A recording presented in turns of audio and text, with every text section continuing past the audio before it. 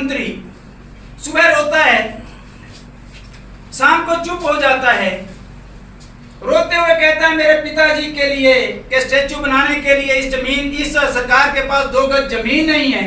अब वो जमीन मिल गई क्या?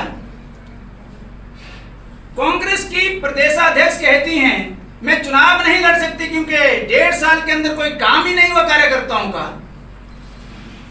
तो विक्रम जी, मेरा तो कहना यह है ये सब कांग्रेस का अपना किया कराया है, हमारा उसमें कुछ नहीं है। भाई कोई हमारे घर में आया तो हमने स्वागत किया है। ऐसा है कि वो क्या बोलते हैं, बिकाऊ उन्होंने कहा है, तो उसके बारे में भी मैं वही कहता हूं कि आप एफिडेविट दीजिए, कोर्ट कचहरी के अंदर जाइए, आप स्पीकर के पास एफिडेविट दे दीजिए।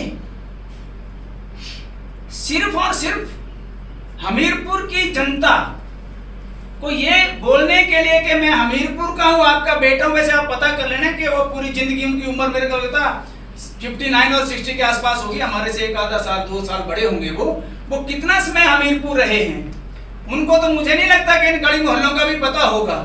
उनसे ज्यादा तो मेरे जैसा यहाँ रह लिया है, देख चुका है। वो सिर्फ वोट लेने के लिए और इन नारों का प्रयोग कर रहे हैं। अब उनके ऊपर संकट है जो उनके व्यवहार के कारण उत्पन्न हुआ है, मैं स्पष्ट बोल, वो नरेंद्र मोदी जी का विकास है। ये चुनाव देश का चुनाव है, ये चुनाव प्रधानमंत्री जी के व्यक्तित्व और उनके सोच और विजन का चुनाव है।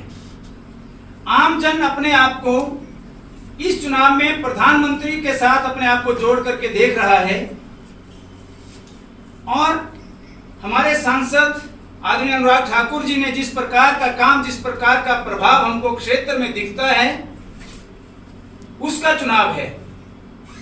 जहां तक प्रदेश के माननीय मुख्यमंत्री जी, उप मुख्यमंत्री जी और प्रदेश सरकार का विषय है, तो मुझे लगता है कि हम सबसे ज्यादा तो हमीरपुर के लोग उनके बारे में जानते होंगे। ये जरूर है कि जब ये घटना भी घटी है उसके बाद वो थोड़ा अपने आप को हमीरपुर का बोलने लगे हैं। उससे पहले मुझे नहीं लगता उन्होंने कोई वक्तव्य भी दिया हो कि मैं हमीरपुर से हूं और हमीरपुर मेरा घर है।